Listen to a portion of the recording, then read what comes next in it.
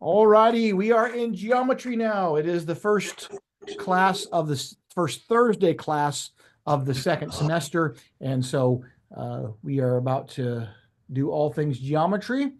And let's do this. Let me go to my white screen here, my whiteboard, and we'll jump right into the questions. Giovanna, you were not here on Tuesday, so you don't have the sheet, do you? Giovanna, I saw you earlier. Jump on. Oh, yeah, she's there. You're okay, Giovanna? Thumbs up, thumbs down? Yeah. Okay, so I'll try to draw these out for you. If you can also pull up your teaching textbook's actual curriculum, you'll have the same illustrations and stuff. That might be easier. But nonetheless, we're going to do number 17 on lesson 46 to start today. Again, we're doing 2 to 3 lessons from teaching textbooks per week, depending on the severity, the length, and the difficulty of the lessons. And then we're going to do the constructions with the protractors, compasses, and such. I have Mrs. Millen ordering us some new compasses. If you have a current one, bring it, because she's ordering a half dozen more. We have 3 new students and such. And so we'll do those on Tuesdays. We'll do 1 construction lesson and 2 to 3 lessons. And Corbin just texted me and said he is going to be watching after the fact. So, all right, let's do this. Let's look at number 17. This one, actually, I think you can get. I'm going to help you with these ones. All the ones we do together, I'm going to help you with. So it looks like this. You have a triangle.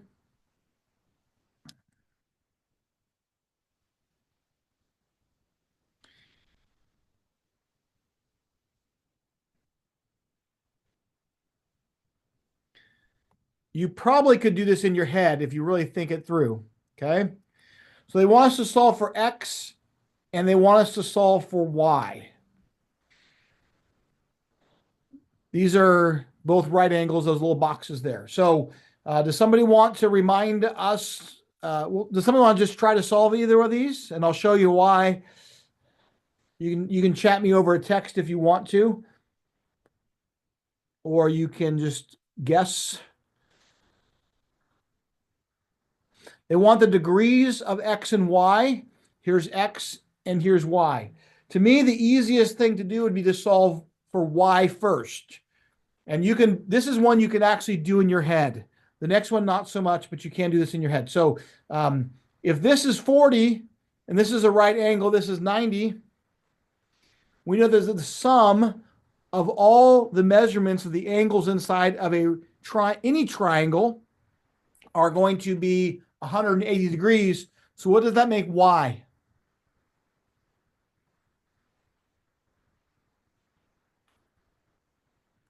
Ninety plus 40 equals 130. So these two sums together are 130. All 3 of them are going to be equal to 180. So what is Y going to be equal to? Going to be equal to 50. I know you're not I know you know these things, but you're not putting your audio on. That's fine. But anyways, I want you to try.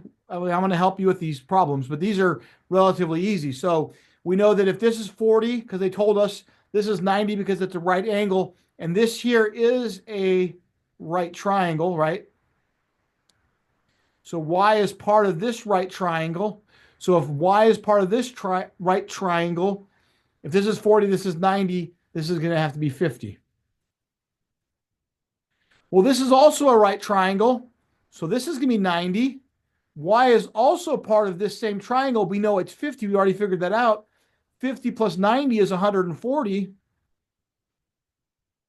So this X must just be 180 minus 140. So X must be 40. Yeah. So again, don't let these problems intimidate you. There's a way to do them. They're going to get a little bit more complicated as we go, but this one is one we could do in our head. And we also know that, yeah. So, I mean, you might have thought at first what you needed to do if you're trying to solve the X is make this 90 because this is, and then, but sometimes it's good to look at the whole thing, see the easiest way to do the problem, and then go from there. So that's, to me, it's easier to get y first because 40, 90, 50. Then once you have 50, 50, 90, and 40. Thumbs up or thumbs down on this particular problem if you got it. If you're kind of confused a little bit, you can put the little finger pointer in the middle. So on the count of 3, 1, 2, 3, go. All right. All right, good. No thumbs down at all. Again, that's pretty, I guess that's the easiest problem we've probably done in a while. So we'll start off easy and let's go on to the next one. The next one's a little bit trickier, but it's still well within our wheelhouse of doing. I'm going to draw it for you, Giovanna, in case you don't have it.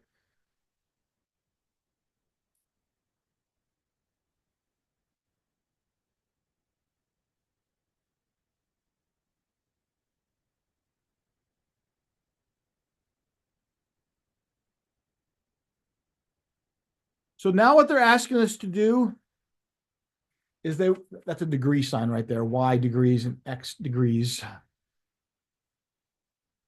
Okay, that little circle right here is a degree right there by the y. Maybe I should just erase it. Looks a little confusing. Yeah. I'll just put y. We'll put an understood degree sign there. Okay, this is what they've told us. Find x and y in equilateral triangle ABC. Okay. And we learned about equilateral triangles is this. Does anyone want to try it real quick? Well, let me give you a minute to try it real quick. You can send me over an answer. I know it's hard to get the volume on, but you can send me over an answer. You're going to solve for x and then solve for y. Okay. And the caveat is this. They want you to solve for x and y with the understanding that triangle ABC is equilateral. Remember what it means to be an equilateral triangle and what it means to the angle measurements. I'll give you about 30 seconds to try, and then I'll do it with you, for you, all those good things.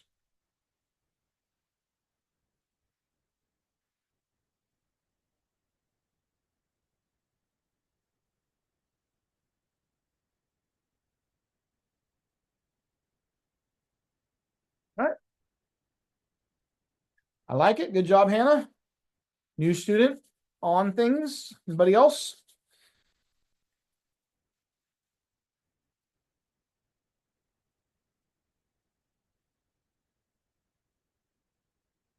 I'm going to start doing it right here off to the left. I know some of you are still working.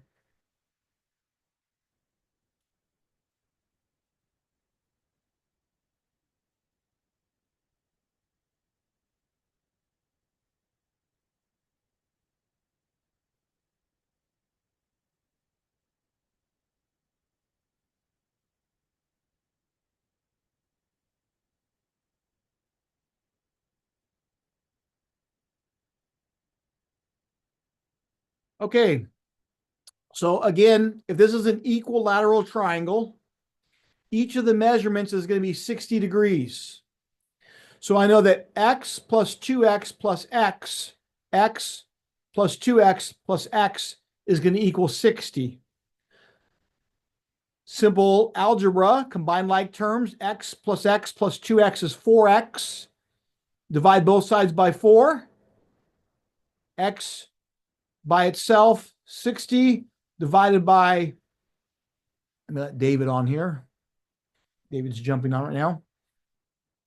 60 divided by 4 is 15. So x equals 15. So this one right here is 15. Also, because it's x. We know this is 60 because it's going to be, yeah. So, and there's a couple of different ways to do this, but we learned this principle before. This exterior angle of a triangle is equal to the sum of the opposite two angles. That's what we learned. You could do one extra step to get this, but this is, you'll see why it's this way. But so 15 plus 60 is 75. So we know that this angle is going to be 180 minus 75. So it's going to be 105, right? So if this is 105, then this is going to be 180 because this is a straight line and this line intersects. So this angle is going to be 180 minus 105, which will be 75. But we already know the principle that this exterior angle on the outside is the equivalent of the sum of the opposite two interior angles. So 60 plus 15 is 75. Again, you could solve it by subtracting from 180, then subtracting again, but by knowing that principle. So again, so X is going to equal to 15, and then Y is going to be equal to 75 degrees. Okay, so again, how did I do that? It's an equilateral triangle ABC. All the angles are going to be 60. So this plus this plus this is going to be equal to 60. So 4x, x plus 2x is 4x. Divide both sides by 4. X is going to equal 15, 60 divided by 4. If this is 15 and this is 60, this opposite angle that's created from a triangle is equal to the sum of the two interior angles of the connected triangle there. So 15 plus 60 is 75. Or you could solve this for 105. Once you have this as 105, you know that a straight line, when it's intersected, or it's bisected, the sum of the two angles, or the angles, is always 180 also. Since the triangle is 180 and the straight line is 180, we could just deduct that from that rationale as well. All right, thumbs up, thumbs middle, thumbs down on that problem. On the count of 3, 1, 2, 3. Kimosabi. So Ariana in the middle, I see that. Didn't mean to point you out there. Okay, so again, real quickly, Ariana, just the things you need to remember is equilateral triangles are all the same angles, since any triangle is 180 degrees. 180 divided by 3 is 60. So any equilateral triangle has a measurement of 60. That means this whole ABC is 60.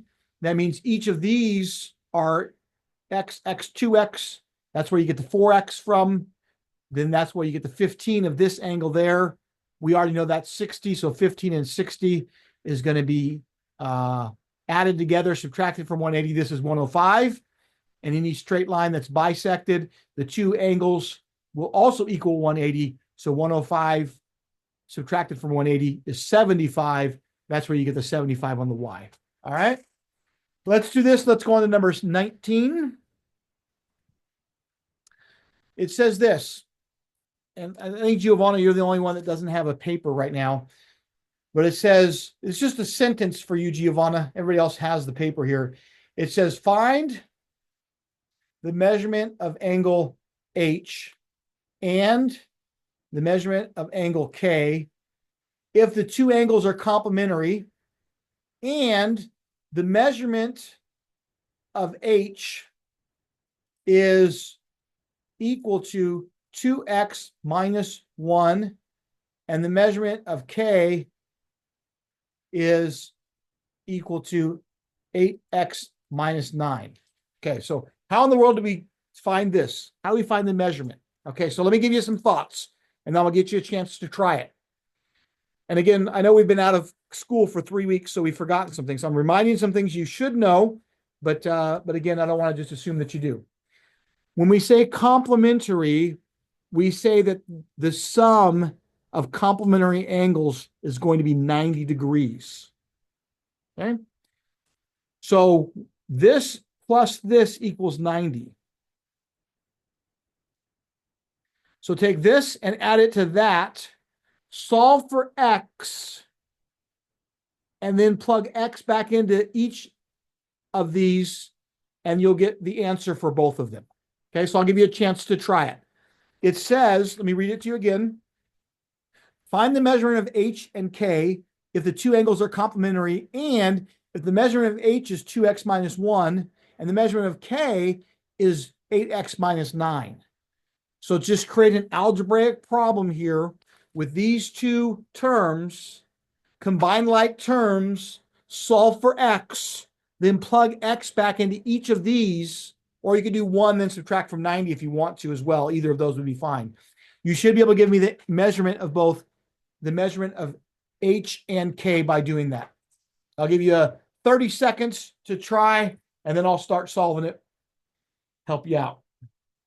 Mr. Soto, why would we even try to solve it if you're going to do it for us in a minute? Well, because that's good for you to learn. Good for you to know how to do it.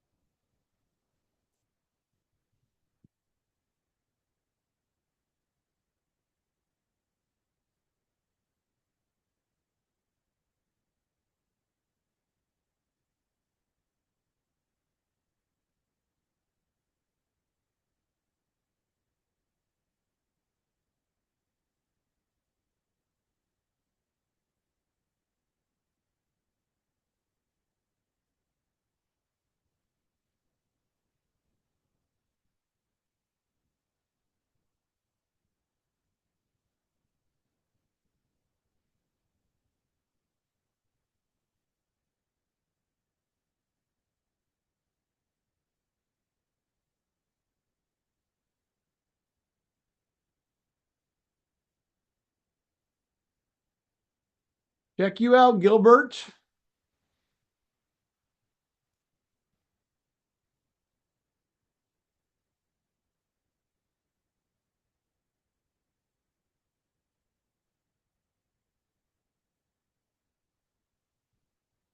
Here, you just told me like 10 minutes ago, Gilbert, that you don't like to do, that you're not good at algebra. Did you tell me that, or what did you tell me?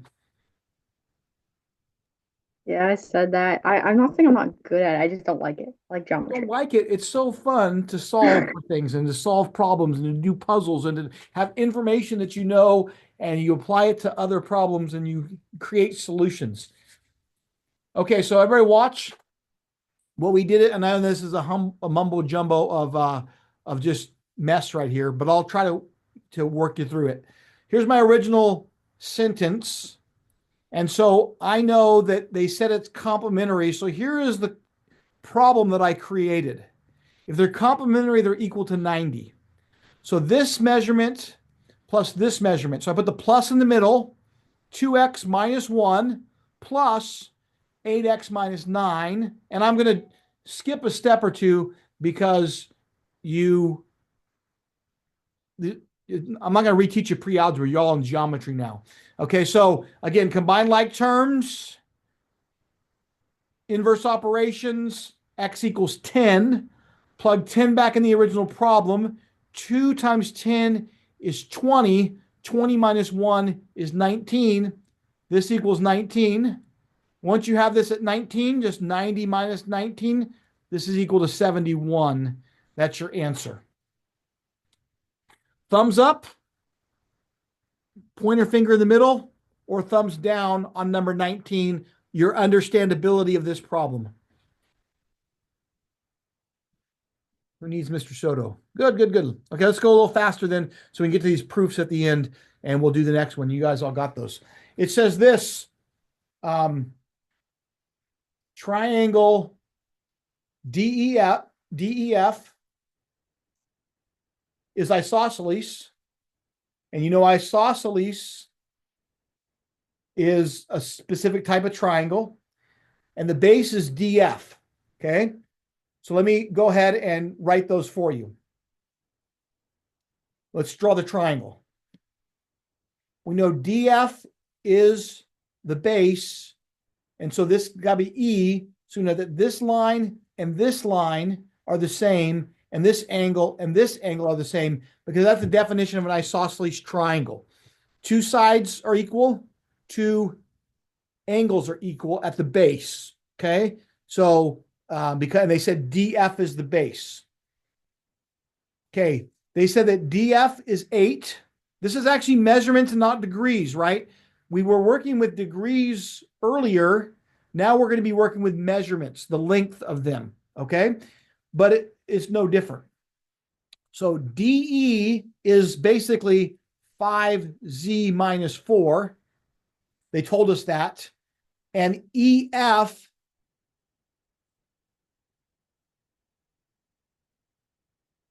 is going to be 3Z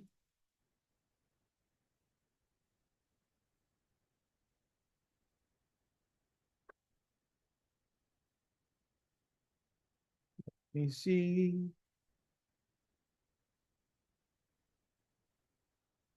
And I'm double checking my work here.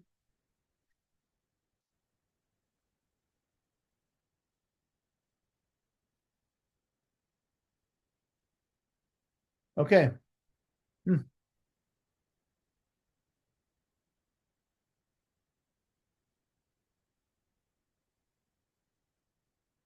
EF, find the other two links. Okay, we have to solve for Z. We know that they're the same. So let's go ahead and there's 3Z minus 4. All right. Let's go 5Z minus 4 is equal to 3Z plus 2. Yeah, that's how we do it. They threw that 8 there. The 8 really doesn't even matter. I'm not sure why they did that to us, but that's okay. Sometimes they throw you extra information, and it was throwing me off. It's like, why'd they even tell me 8 on DF? I don't even need to know 8. I can solve for the two sides. Now watch. This is the difference. Listen closely to what Mr. Soto's saying. Who just talked about themselves in the third person. Sorry about that. Listen to what Mr. Soto was saying. They tell you to not refer to yourself in the third person, and but I just did. So could be a hash mark, but I caught my own doing. All right. So what we're saying is this triangle, boom, boom, boom, is going to be an isosceles triangle. Therefore, I know this side is equal to this side. They told me that this is 5Z minus 4. This is 3Z minus, or I'm sorry, 3Z plus 2. So this is plus 2, I'm sorry. So it's 5Z minus 4, 3Z plus 2. All I got to do here is solve for Z, then plug Z back into either problem because they're equal to each other, right? The other one was this plus this equals 90. This one is this is equal to that. Still simple algebra. Subtract 3Z from both sides. Add 4 to both sides. So we have 2Z is going to be equal to 6. Z is equal to 3. If Z equals 3, 5 times 3 is 15. 15 minus 4 is 11. Or 3 times 3 is 9 plus 2 equals 11. Either way, it's going to be 11. All right. The answer is 11. The 8, you don't even need to know. And that's kind of what threw me off at first. I'm like, why they tell me 8? And, but I don't need to know the 8. All I need to do is this is equal to that. Therefore, I can solve for those two sides. If they asked you the perimeter of this triangle, which they could ask you, it'd be 30 units, right? 11 plus 11 plus 8. All right, but they didn't ask us that. All right, thumbs up, thumbs middle, thumbs down on number 20. Okay, we're getting these problems. The proof's going to be where we're going to spend most of the time, the two proofs, see if we can make some sense of these. I think the proofs are where we've had the most struggle, honestly, with algebra. This stuff I think you're getting. Remember those valid and invalid scenarios that we, arguments, I guess is the word they're using, that we talked about a couple weeks before we wrote for winter break. These surface again.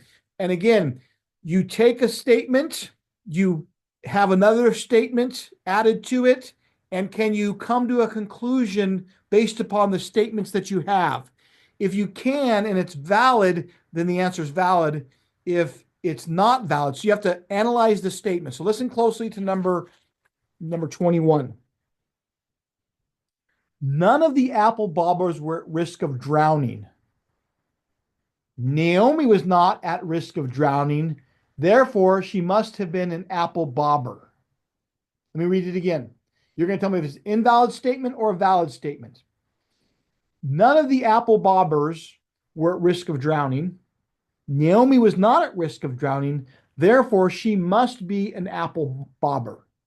Again, can we conclude the therefore based upon the rationale of the argument there, the deduction?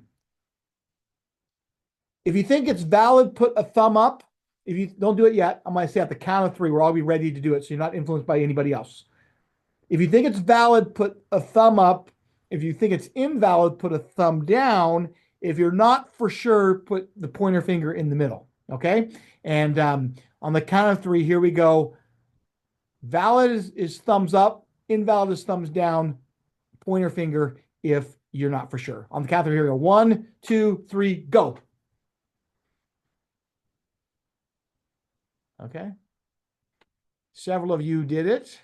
All right. Let me read it for you again. None of the apple bobbers were at risk of drowning. Naomi was not at risk of drowning, therefore she must have been. You got to be careful with those must have been statements. Just because she was not at risk of drowning doesn't mean she was an apple bobber. Okay. So from the, and these are the kind of rationale things we need for proofs. And that's why they kind of have given to you some of these statements, right? These rationale statements, because that's how you develop proof solving principles. And so invalid would be the answer to number 21. Okay, let's do number 22. All of the certified magicians can pull a rabbit out of a hat. If Antonio is a certified magician, then he can pull a rabbit out of a hat. Okay, again, all of the certified magicians can pull a rabbit out of a hat. If Antonio is a certified magician, then he can pull a rabbit out of a hat. Thumbs up if it's valid, thumbs down if it's not, pointer finger if you're not for sure. Count of three, let's do it again. 1, 2, 3, go. Okay. It is valid because watch. If everyone, remember we did those circles that we did? Okay. So you remember we did those circles. They're kind of pulling the circles out and just giving you the statements, but a circle in a circle. And so if magicians can pull rabbits out of hats, Antonio is a magician. Antonio is a magician. So Antonio's inside both circles, right? He's a magician, and since magicians can pull rabbits out of hats, it's a valid statement. Okay. So again, that's all the way back from lesson 2. If you look at the little number underneath there. So we did those a long, long time ago. And all right, let's go ahead and clear this off. All right, let's go to the proof now. And the proofs are going to be where the difficulty lies. So let's go ahead and I'll try to draw this out for you, Giovanna, because you don't have a cheat here.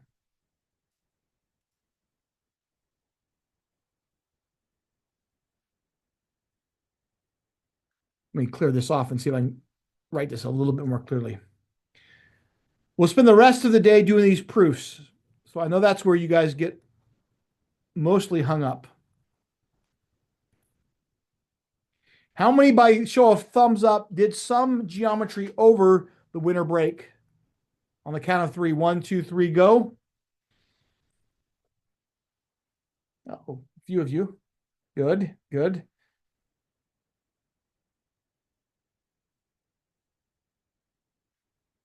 Okay.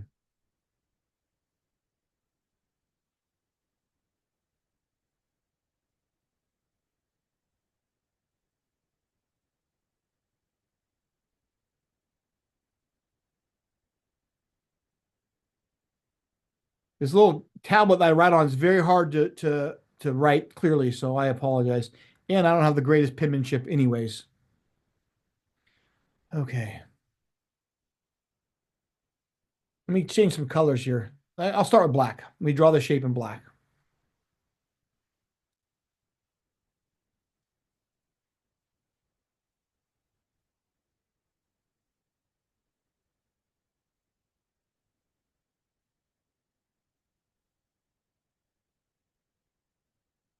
Okay, so here's the proof. Here's the diagram, okay?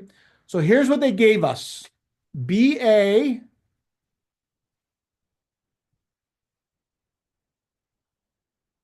I'm going to draw these in color. BA is perpendicular to PA. That will make that a right angle, right? CD is perpendicular to PD. That also makes this a right angle. Okay. I'm just putting what I know out there. Okay. So what do they want me to prove? They want me to prove that point P is a midpoint of BC. So here's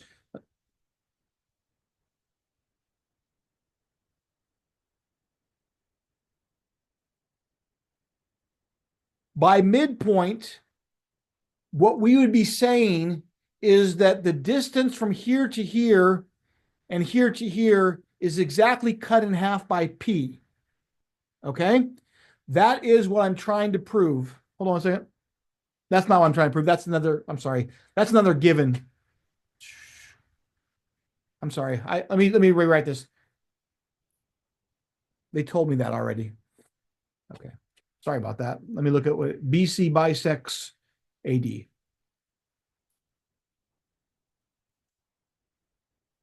I apologize. I actually that was the other given there that I just said. Oh, BC bisects AD. Let me change colors again. Don't lose me on this stuff, guys. This is where you really need some help. So the black is the original diagram. The blue and I guess the red, that would be, I'm kind of colorblind, but this color here is the givens. And then we're going to prove that BC bisects AD. Okay. So in order to bisect it, it's got to cut it in half, right? All right. So let's go ahead and prove this. So let's go ahead and do our proof. We're going to do our statement and our reason. I think the very first thing I want to prove is this. I want to prove that these two triangles are congruent with each other. If I can prove that these two triangles are congruent with each other, then I can prove that the two sides are going to be congruent to each other. And if I can prove the corresponding parts of the congruent triangles are congruent, I can prove that the two lines bisect each other. Okay, so the very first thing I think I want to prove is that the two triangles are congruent. So let me go ahead and do this. Let me first say my first statement. Again, how do we do these proofs? I know this is where we had a little bit of the trouble. We make a statement and we give a reason. The given is one of the reasons. Okay, so let me look at this here. Okay, so let me start off with the first perpendicular lines of being given. BA is perpendicular to PA. And a lot of times they've given you part of these things along the way. And let me see what they've given us. Anything on the actual teaching textbooks curriculum, they might be giving you part of these things to begin with. So I'm going to say that line segment PA is perpendicular to line segment BA perpendicular to PA, and CD is perpendicular to PD. Okay. If you have your shape in front of you, you can look at it as I'm giving it to you. This would be called given. They told us that. Okay. So the next thing I want to do is say that those two angles are right angles. I kind of already showed you that. So BAD and CDP are right angles. Okay, so let's go ahead and say that. BAP and CDP are right angles. So my second point is angles BAP and angle CDP are right angles.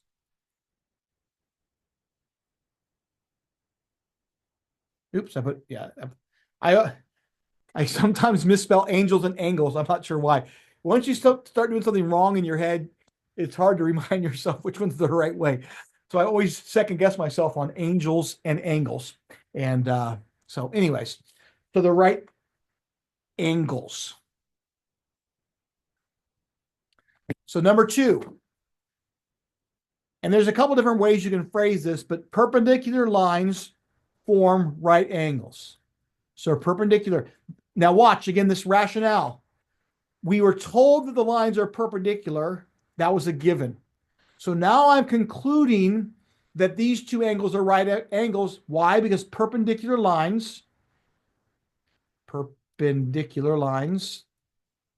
form right angles. Again, it's very hard to write on this little tablet, so that's why it looks like chicken scratch there.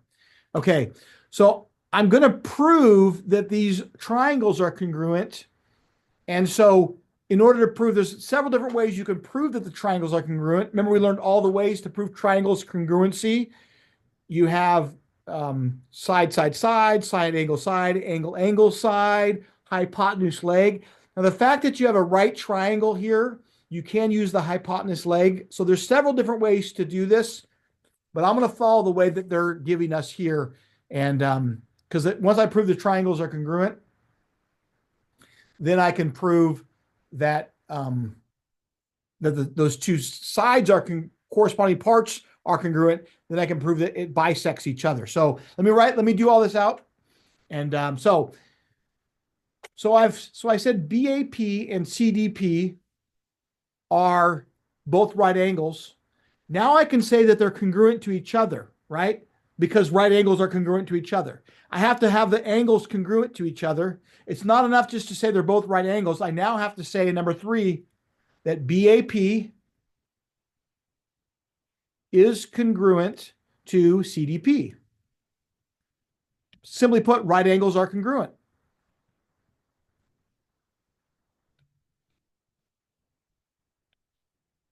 Okay, so now my 4th thing I want to do is this. Remember, we learned that vertical angles are congruent. So this angle and this angle are going to be congruent to each other as well, right? Because these two angles are vertical angles. So I'm going to say APB and DPC are congruent. So I know these two are congruent because they're both right angles. I know these two are congruent because they're vertical angles. So let me say that my 4th point here. ABP is congruent to angle DPC. And just vertical angles are congruent.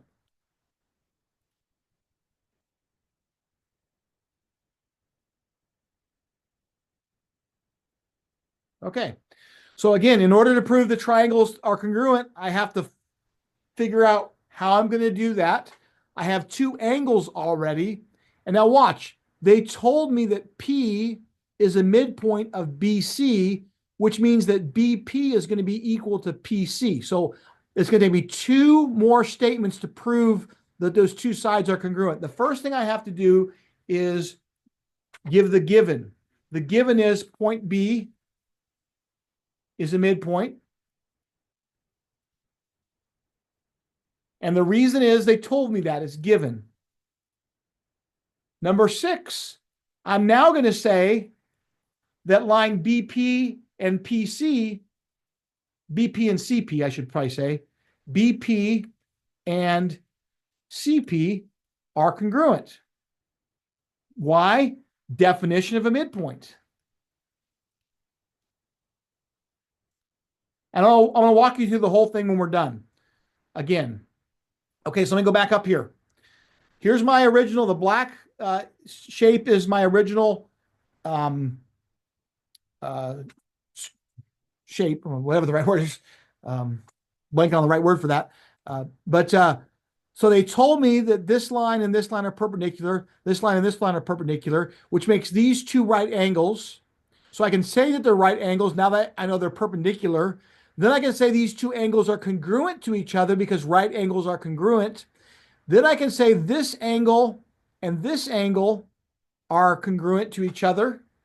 So it's because they're vertical lines. So now I have two angles congruent.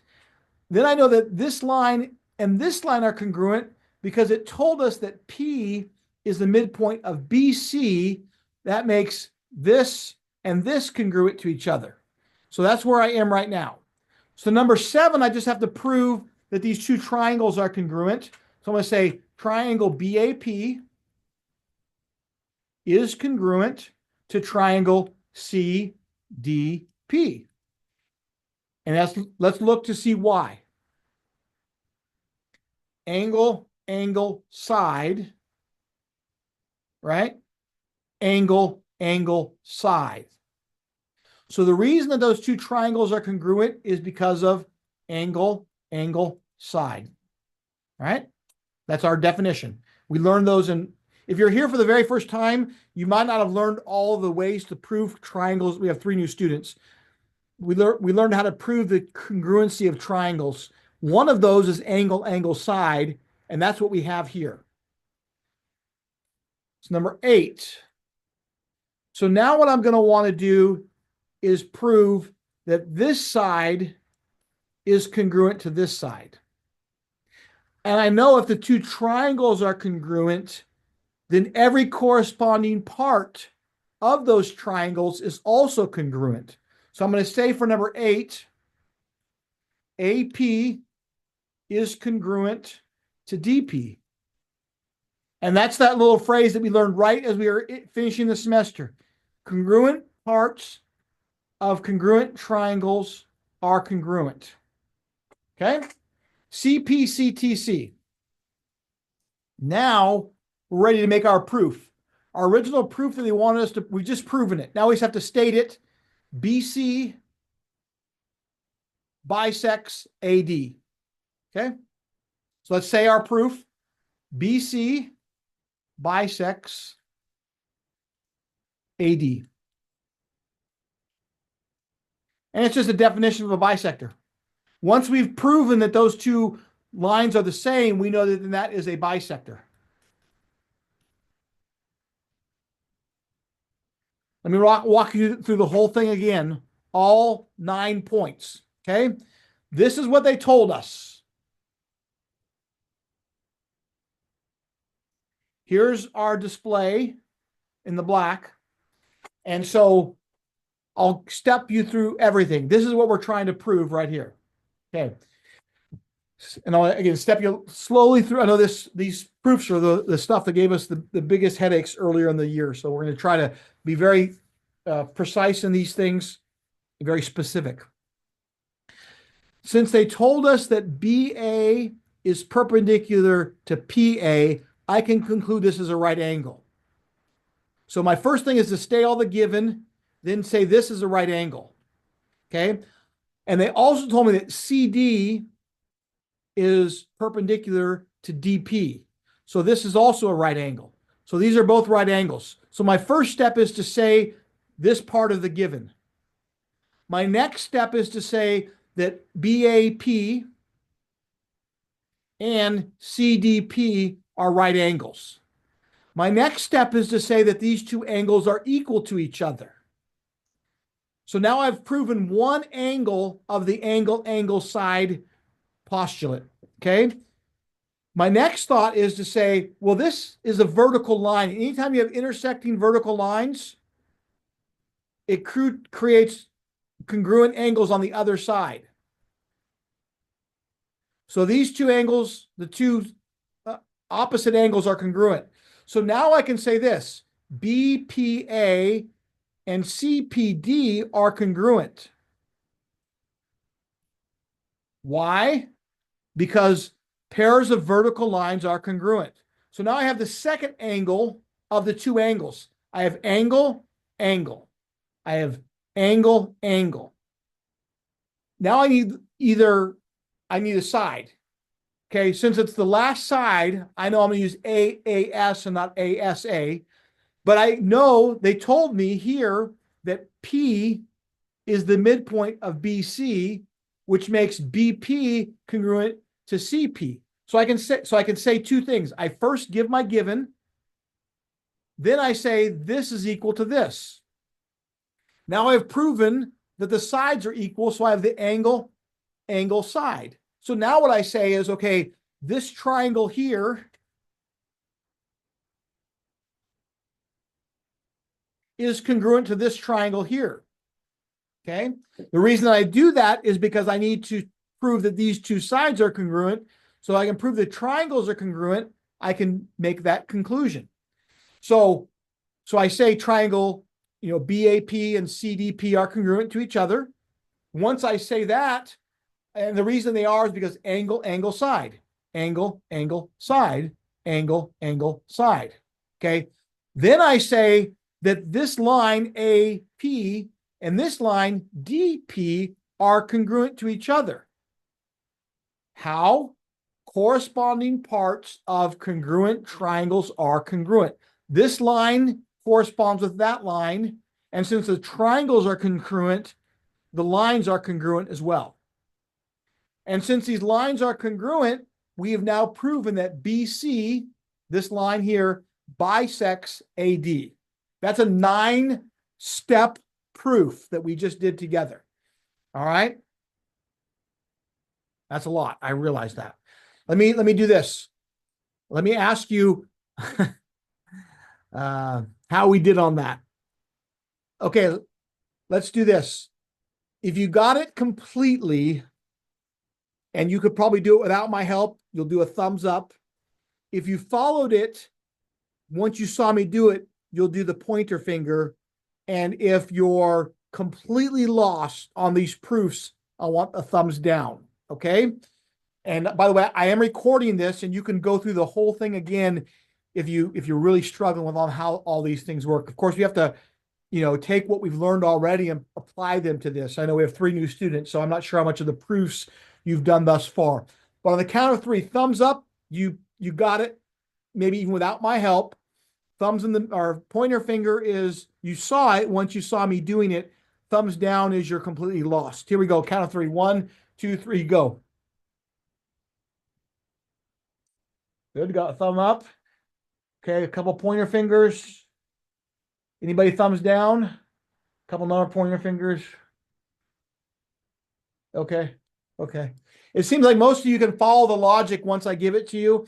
And if you need to step out real quick, I mean, the class is over in 1 minute. I'm gonna walk you through the next one just really quickly. We won't do the whole thing. I'll just step you through it. And so I know you don't have it, Giovanna, so maybe I should draw it real quick for you. It's actually a 13-point proof, so it's going to be even longer. You're more than welcome to stick around if you'd like. If you need to leave, this is being recorded. Class gets over in 30 seconds. I'm just going to walk you through this last proof, see if we can help you.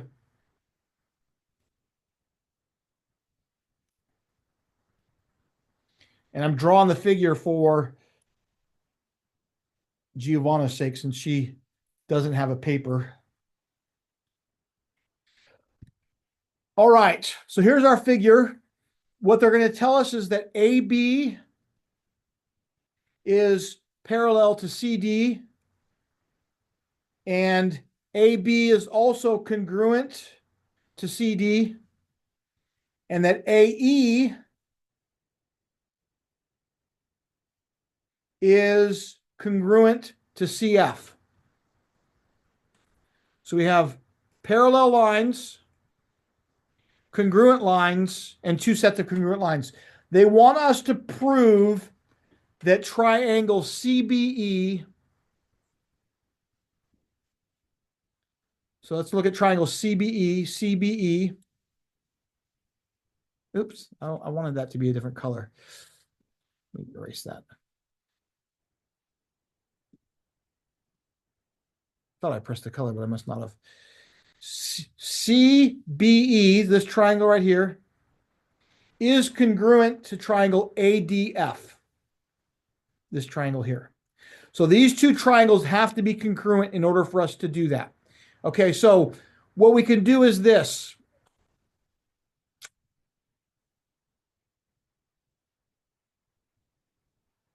I think what we want to do is, and again, I can prove this angle and this angle are congruent because you have two sets of parallel lines here, right? Remember the alternate interior angles? So I can prove these two are congruent. I can prove also, I can say that by subtraction, that this line, which is AF, is going to be congruent to this EC. So let me break these triangles apart here so you can see them. Okay.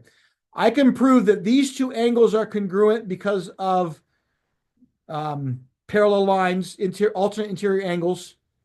If this is congruent to this and they share the whole line together, you can subtract out this part right here, which would make these two lines congruent to each other, which would be this whole thing right here. So by subtraction, I can prove that this line and this line are equal to each other. And let me see what else I can do.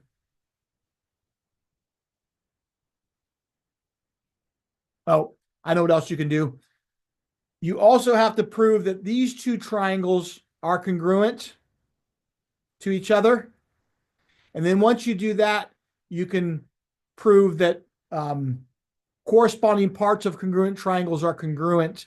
And you can get this line to this line, which is this right here and this right here. And you'll prove it by side-side angle. Is that what it'll be? No, side angle side. Yeah, side angle side. So side angle side proves it.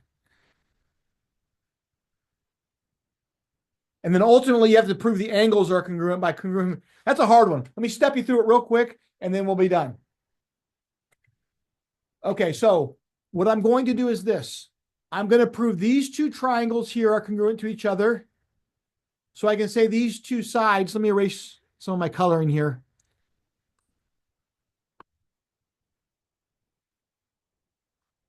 And again, the steps don't always matter so much as long as you don't draw conclusions that you can't draw. So these two angles are going to be congruent to each other because of the alternate interior angles of parallel lines are congruent. I'm going to prove that so that gives me this angle. It'll also give me these angles too for these other triangles I'm proving. These sides are congruent, so we know that because they told us. And these sides are congruent also. So we have these two triangles congruent because side angle side, side angle side. Okay. Once we have that, we have these angles here congruent to each other. And we have, this is that subtraction. I think it's called betweenness of points theorem, right? By subtraction, you have these two lines are congruent. And you have these two corresponding parts are congruent. So now you've proven these two triangles are congruent. And then you know the angles are congruent because corresponding parts of congruent triangles are congruent. That's a 13-step. I have the key in front of me. There's a 13-step proof. Pretty hard, I gather. On the actual teaching textbooks curriculum, they'll probably give you more than half of that information to start with. So they'll be giving you parts, and you just have to fill in the parts. You don't have to create all this on your own. You just have to, follow the steps that they're giving you. Okay, so I kind of laid it out for you, and they'll give you a lot of that information. I wish we had a little bit more time, but we're already 5 minutes past due. So this recording will be up on the YouTube channel by tomorrow. If you want to review it again, if you want to try it on the teaching textbooks curriculum, you do have the ability to do it over. If you miss some on it, they give you the opportunity to do it over. So you might want to try it. Maybe you'll get a bunch of it right. And maybe of this 13 steps, you'll get maybe of all the points they ask you to fill in, maybe you'll get half of them or 75% of them. And then you can maybe review this again and then try it. But again, I know these proofs are where we've struggled. That's why I'm slowing things down a little bit to try to get us to grasp all of that. It's been real. It's been fun. How many thumbs up are glad it's over for the day? Nobody thumbs up? Okay. A couple of you. How many wish that you could do more just because it's so much fun? Anybody? Nobody? All right. All right. We'll see you on Tuesday. We'll get back into these things and we'll do some constructions as well. I know the constructions are a little more fun, so I'm glad we're doing those on Tuesday. Got new compasses coming as well, so hopefully that'll be a help along the way. So that's it for this class.